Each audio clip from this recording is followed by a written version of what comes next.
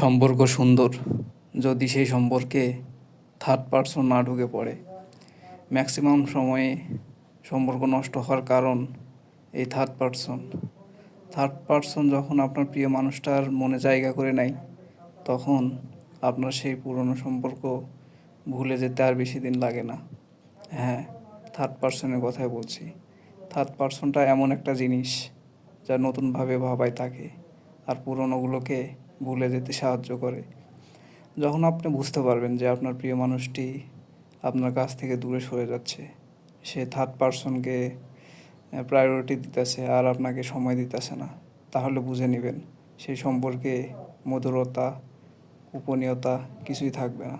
কারণ সে জানে যে আপনি তাকে হাজারো ভালোবাসা, হাজারো কেয়ার, এটা কোনো কাজেই আসবে না যখন সে বুঝতে পারবে যে তার কাছে থার্ড পারসনটাই বেটার, তার কাছে মনে হবে। কারণ আপনি তাকে যতই সময় দিতে যাবেন, তার পিছনে যতই সময় নষ্ট করবেন, সেটা আপনার দোষ, সেটা আপনার লস হবে।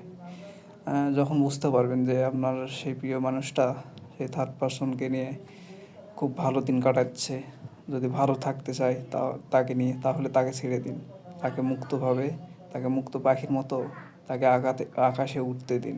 যে সে যদি ভালো থাকতে পারে, তাহলে আপনি কেন পারবেন না? তাকে ছেড়ে দিন।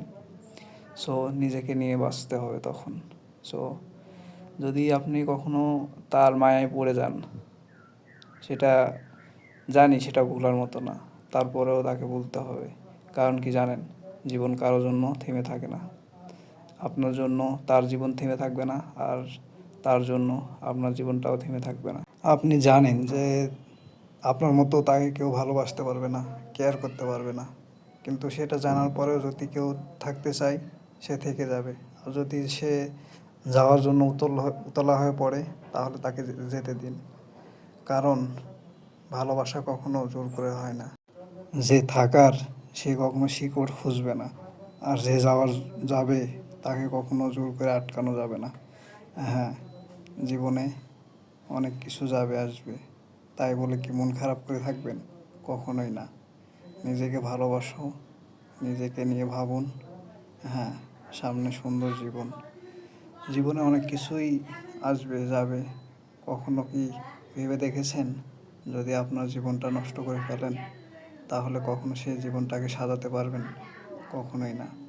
সো সবার আগে নিজেকে ভালোবাসতে শিখুন। সো এতক্ষণ অনেক বক করলাম। যদি বকগুলো ভালো লেগে থাকে, তাহলে লাইক, কমেন্ট, শেয়ার করবেন।